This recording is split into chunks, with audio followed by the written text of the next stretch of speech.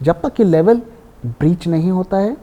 ऐसा लगता है कि आखिरी 1 घंटे में कोई खबर मार्केट को मिली है।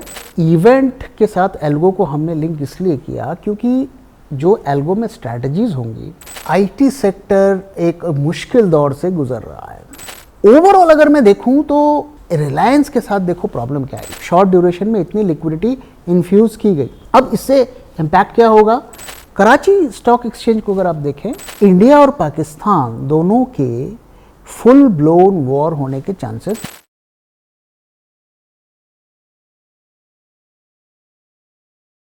इंडिया पाकिस्तान का तो टेंशन बढ़ रहा है, इसका मार्केट में क्या इम्पैक्ट पड़ सकता है सर? देखो, ये बहुत सेंसिटिव टॉपिक है, इसके बारे में मैं ज़्यादा बात करना पसंद नहीं करता। और मुझे थोड़ा और लगता है कि एक तरफ कॉन्फ्लिक्ट अगर बढ़ता है या होता है तो जान माल का नुकसान होगा और हम मार्केट्स में उसके इम्पैक्ट की एनालिसिस कर रहे हैं। लेकिन ये भी सच है कि काफ़ी लोग इसको लेकर उनकी क्वेरीज़ हैं, वो जानना चाहते हैं क्योंकि उनका हार्ड अर्न मनी मार्केट में लगा हुआ है। तो मेरा जो भी मेरी एनालिसिस है वो मैं आपके साथ शेयर करता हूँ। पहले मैं आपको डिस्क्लेमर दे देता हूँ कि मैं कोई डिफेंस मामलों का एक्सपर्ट नहीं हूँ। हाँ, मैं कई लोगों से बात करता हूँ, रिपोर्ट्स पढ़ता हूँ, न्यूज़ पढ़ता हूँ, उसके बेसिस पर मुझे क्या लगता है मैं आपके साथ शेयर करता हूँ। तो इंडिया और पाकिस्तान दोनों के फुल ब्लोन वॉर होने के चांसेस बहुत कम हैं। उसके रीजंस बहुत ऑब्वियस हैं। दोनों के फाइनेंशियल कंडीशंस बहुत ज़्यादा अच्छी नहीं है, हम उनसे थोड़ा बेटर हैं, वो उनकी हालत थोड़ी ज़्यादा ख़राब है। लेकिन हम भी ये नहीं कह सकते कि हमारे पास पैसों की भरमार है। और जितना मुझे पता है कि अगर एक फुल ब्लोन वॉर होता है तो उसमें सारे रिसोर्सेज हम लगा देते हैं। तो फुल ब्लोन वॉर के केस में पाकिस्तान 2 या 3 दिन से ज़्यादा नहीं टिक सकता, इंडिया 15-17 दिन टिक सकता है। हो सकता है मेरी इन्फॉर्मेशन गलत हो, लेकिन कई लोगों की से बात करने के बाद मुझे ये जानकारी मिली है, तो मैं ये डिस्क्लेमर दे देता हूँ। तो ऐसे में फुल ब्लोन वॉर में जाना दोनों कंट्रीज़ के लिए किसी भी तरीके की मतलब एक सही डिसीजन नहीं होगा। साथ ही अगर पास्ट के आप जितने भी वॉर्स को देखें इंडिया पाकिस्तान के, तो वो एक लिमिटेड एरिया तक ही सीमित रहते हैं। कभी भी फुल ब्लोन वॉर जैसे कि वर्ल्ड वॉर 2 में हमने देखा कि अभी रिसेंटली रशिया यूक्रेन वॉर में हमने देखा, वैसी नौबत हमने नहीं देखी है। और हमने देखा है कि कुछ दिनों में ही वो मामला किसी न किसी वजह से सेटल डाउन हो जाता है।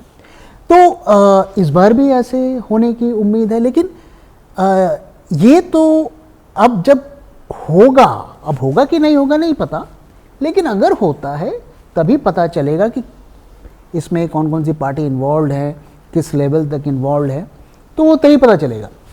अभी जो खबरें आ रही हैं कि कुछ ऐसे छन के खबरें आ रही हैं, मीटिंग्स हुई, हम कहा गया है सरकार की तरफ से कि आर्म फोर्सेस को फ्री हैंड दिया गया है, तो ये सब कुछ चल रहा है। अब क्या होगा नहीं होगा देखो पता नहीं है। अच्छा है कि कोई बड़े स्केल पर कुछ ना हो। लेकिन अगर अब मार्केट्स को देखें तो पिछले 3-4 दिनों से मार्केट्स बहुत नर्वस लग रहे हैं हमारे मार्केट्स। और हालांकि वो ज़्यादा गिरे नहीं हैं, लेकिन काफ़ी नर्वस दिख रहे हैं। कराची स्टॉक एक्सचेंज को अगर आप देखें तो 3% डाउन है आज, और वहाँ पर भी हलचल है। दे आर ऑल्सो एंटिसिपेटिंग कि कुछ कॉन्फ्लिक्ट होगा। तो ओवरऑल अगर हम इसकी कंक्लूजन करें कि क्या इम्पैक्ट होगा, it is going to be a limited impact until unless कुछ और कंट्रीज इसमें घुस जाती हैं या मेजर एस्केलेशन हो जाता है। अगर हम पास्ट हिस्ट्री से जाएं तो इसका लिमिटेड इम्पैक्ट होगा और लिमिटेड डेज तक होना चाहिए। बैंक निफ्टी तो ऑल टाइम हाई में चला गया, ये रैली और चलेगी क्या? सही बात है, bank Nifty all time high पे चला गया है। एक साल में अगर हम देखें 10% से ज़्यादा अप है, और इसने पिछले 1-1.5 साल में निफ्टी को काफ़ी ज़्यादा अंडर परफॉर्म किया है। कल के वीडियो में मैंने आपको दिखाया कि काफ़ी ज़्यादा वैल्यूएशंस गैप निफ्टी और बैंक निफ्टी में है। जहां निफ्टी 22 पी पर ट्रेड हो रहा है निफ्टी, बैंक निफ्टी 14 पीई पर ट्रेड हो रहा है, काफ़ी ज़्यादा गैप है। रीज़न क्या है? रीज़न ये है कि बैंकिंग सेक्टर में प्रॉब्लम्स लगातार बनी हुई थी और अब कुछ प्रॉब्लम्स को वहाँ पर फिक्स किया गया है। तो प्रॉब्लम्स क्या थी? पहली चीज़ कि लिक्विडिटी की क्राइसिस थी, लोग सेविंग्स कम कर रहे थे और लिक्विडिटी डेफिसिट हो गया था बैंकों में, पिछले कई महीनों से डेफिसिट चल रहा था। दूसरा स्ट्रेस, लोग ईएमआई लेकर चुका नहीं रहे थे लोन्स लेकर और साथ में लोन्स भी कम बढ़ रहे थे। तो ये पूरी सेक्टर में इतनी प्रॉब्लम्स की वजह से मार्केट्स उनको वैल्यूएशंस नहीं दे रहा था। अब एक प्रॉब्लम को तो फिक्स कर दिया आरबीआई ने, लिक्विडिटी को इन्फ्यूज़ करके 5 लाख करोड़ इस साल इन्फ्यूज़ किए, जो कि एक मतलब अनप्रेसिडेंटेड है। आज तक कभी ऐसा नहीं हुआ कि इतने शॉर्ट ड्यूरेशन में इतनी लिक्विडिटी इन्फ्यूज़ की गई। अब इससे इम्पैक्ट क्या होगा?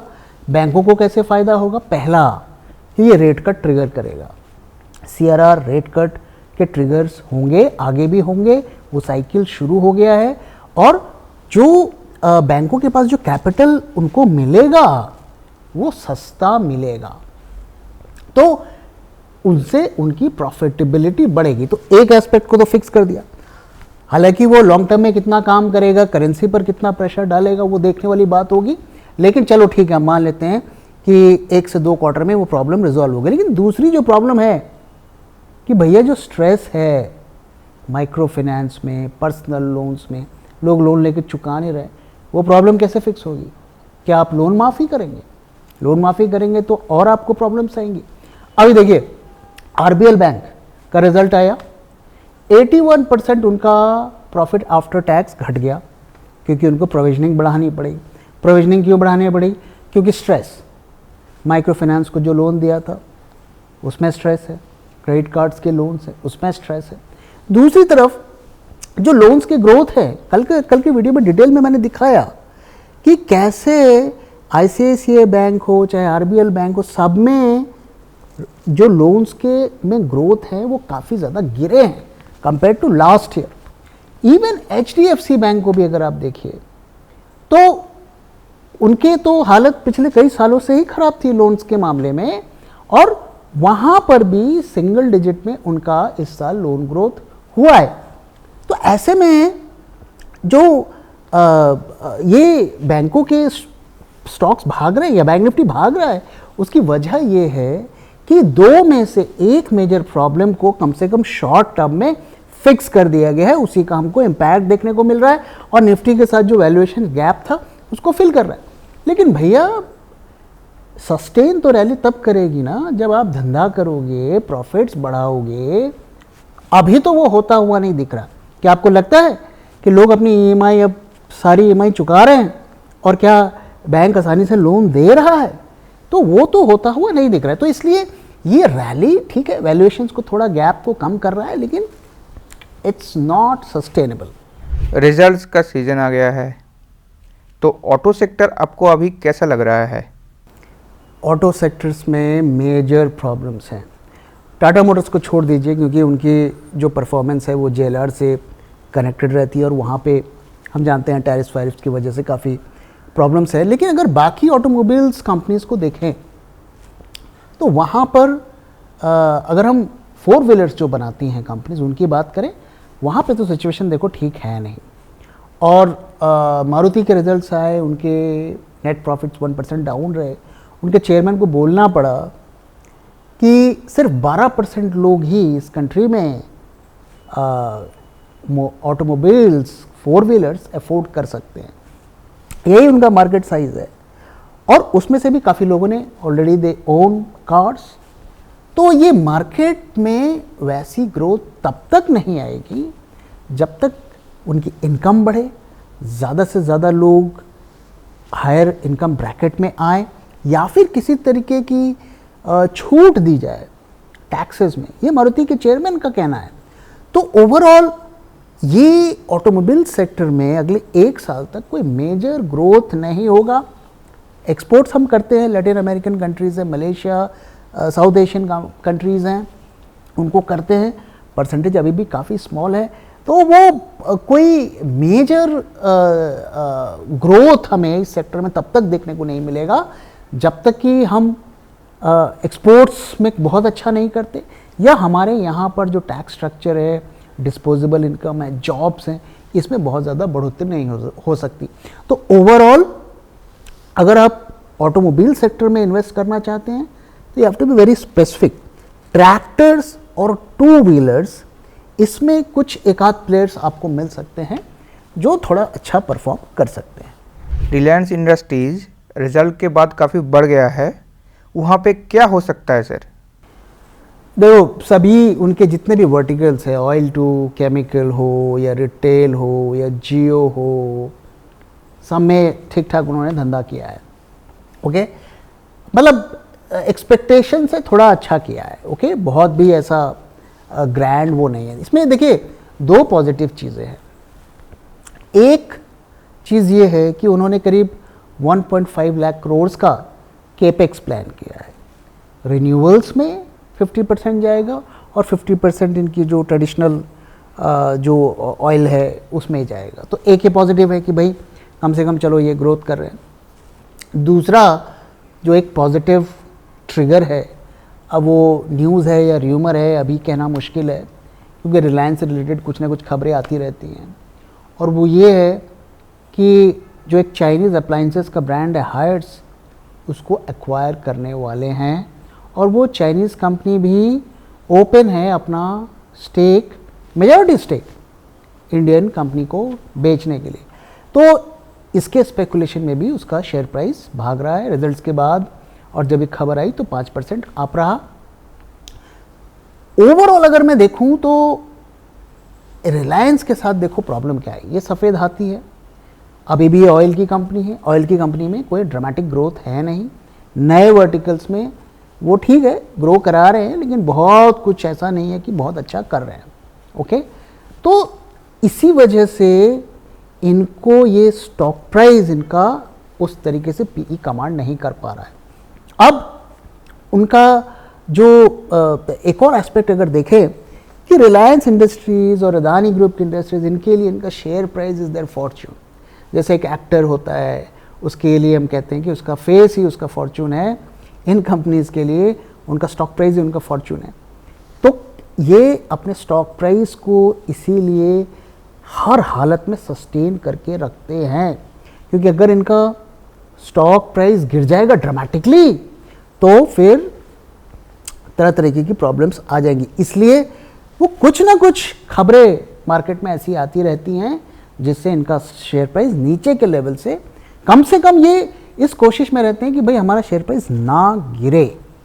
सर पोर्टफोलियो में 2 स्टॉक्स अभी डाले हैं, तो अभी और स्टॉक्स डालने का कोई प्लान है क्या?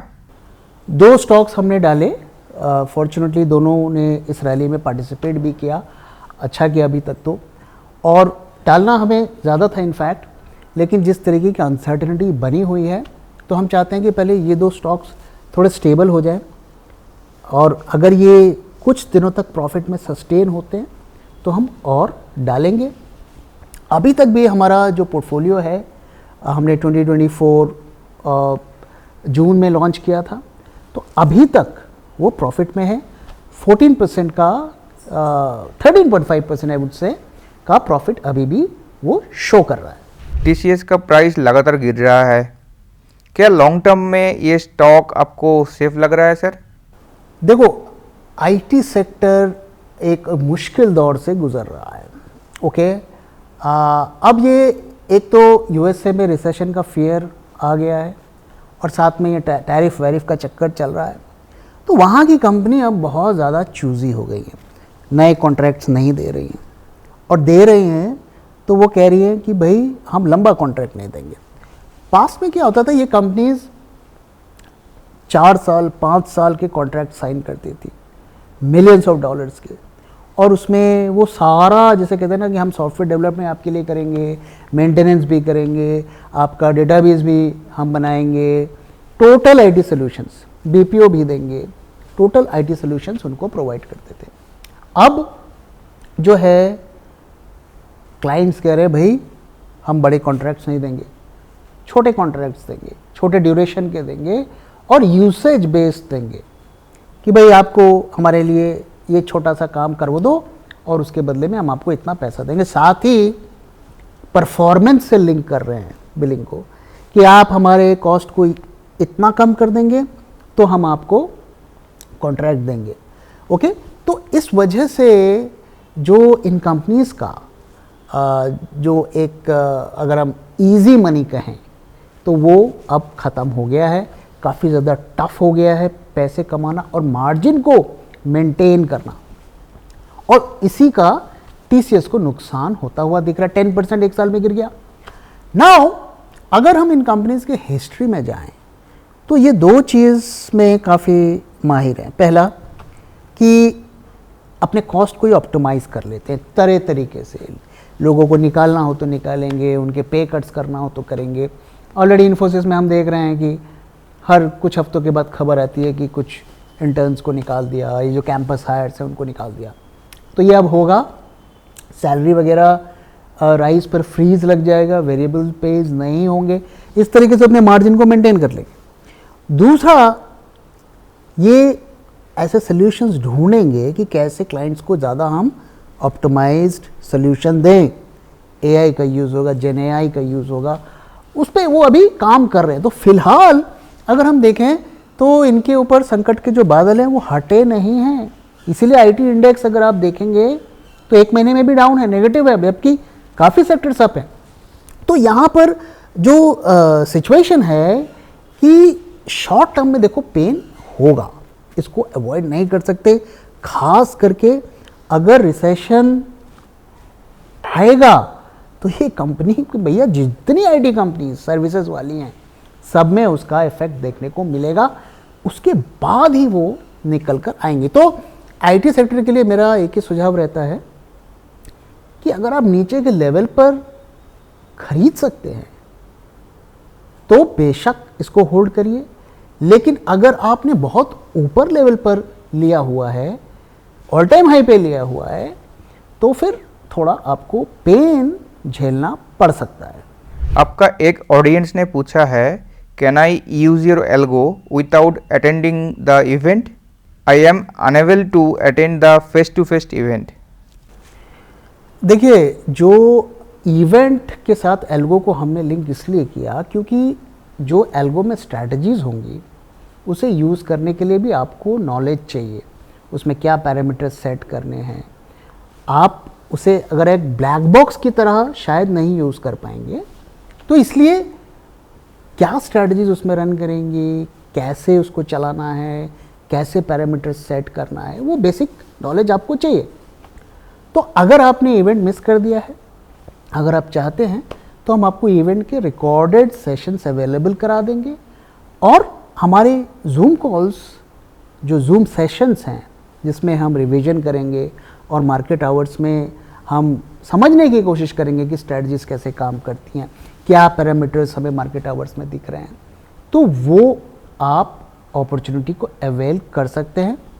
अगर आप इंटरेस्टेड हैं तो स्क्रीन पे दिए हुए नंबर पे आप हमसे कांटेक्ट करिए और इसके बारे में हम और डिटेल्स आपके साथ शेयर कर देंगे। Sir, last but not the least, अगले कुछ दिनों में मार्केट आपको कहाँ दिख रहा है? देखो, ज़्यादातर जो एक्सपीरियंस्ड ट्रेडर्स हैं, इन्वेस्टर्स हैं, वो ये मानते हैं कि ये जो भी कॉन्फ्लिक्ट अगर हो सकता है कोई, तो उसका मार्केट्स पर ज़्यादा इम्पैक्ट नहीं होगा, इसलिए हमारे मार्केट्स पर उतनी सेलिंग हमें नहीं दिख रही है। हालांकि राइज भी नहीं दिख रहा है, मार्केट्स थोड़े प्रेशर में दिख रहे हैं, कंफ्यूज दिख रहे हैं। बट आज अगर आप मार्केट्स को देखें तो काफ़ी रेंज बाउंड रहा। आखिरी 1 घंटे में अगर आप देखेंगे ह्यूज वॉल्यूम पर सेलिंग हुई है, और आखिरी मिनट्स में अगर आप देखें तो वहाँ पर हमें रिकवरी काफ़ी देखने को मिली, करीब 100 पॉइंट की, जिसकी वजह से मार्केट्स फ्लैट दिखा, नहीं तो आज मार्केट नेगेटिव दिखता। तो ऐसा लगता है कि आखिरी 1 घंटे में कोई खबर मार्केट को मिली है, और शायद वो एक हाई लेवल कोई मीटिंग सिक्योरिटी से रिलेटेड हुई है, उसी की खबर की वजह से इम्पैक्ट देखने को मिला है। और जैसा कि मैंने कहा कि पाकिस्तान के मार्केट्स भी 3% डाउन है, कराची स्टॉक एक्सचेंज। तो मार्केट को नर्वसनेस तो लग रही है, और ये मार्केट के दूसरे पैरामीटर्स पर भी हमें देखने को मिल रहा है। अब देखिए जो प्रीमियम्स हैं फ्यूचर्स के, उसमें ड्रॉप देखने को मिल गया है। 50-60 के आसपास प्रीमियम्स चल रहे हैं, कल 100 के आसपास थे, तो वहाँ से ड्रॉप देखने को मिला है। दूसरी तरफ अगर आईवीज़ को देखें तो वो भी अभी अपने हाई लेवल पर चल रहे हैं। कॉल साइड के 13-14 चल रहे हैं और पुट साइड पे 16-17 चल रहे हैं। तो ये बता रहे हैं कि हेजिंग भी काफ़ी बड़े मात्रा में हो रही है। पुट कॉल रेशियो में हल्का माइनर राइज देखने को मिला है। तो ये जो हमें बता रहा है कि फ्यूचर्स का डेटा और ऑप्शंस का डेटा सिंक में नहीं है, शायद इसलिए क्योंकि आखिरी 1 घंटे में काफ़ी ज़्यादा सेलिंग हुई है। और हम जानते हैं कि इन्फॉर्म्ड जो ट्रेडर्स होते हैं वो फ्यूचर्स मार्केट में ज़्यादा पोजीशन बनाते हैं और ऑप्शंस मार्केट में हेजर्स ज़्यादा एक्टिव रहते हैं। तो ओवरऑल इन सब का कंक्लूजन क्या है? कंक्लूजन वही है जो हम पिछले कई दिनों से आपके साथ शेयर कर रहे हैं। 24,150 इससे नीचे एक बार मार्केट आया, इससे ऊपर मार्केट गया। अब जब ये लेवल ब्रीच होगा और इससे नीचे क्लोजिंग होगा, तभी मार्केट में हमें गिरावट देखने को मिलेगी। जब तक कि लेवल ब्रीच नहीं होता है तब तक रैली का मज़ा लीजिए। लेकिन अच्छा रहेगा कि ऐसे मार्केट में अपने लॉन्ग्स को हम रिड्यूस करें या अनवाइंड करें और अपने जो अनसर्टेनिटी है उससे अपने ट्रेड्स को या पोर्टफोलियो को बचाएं।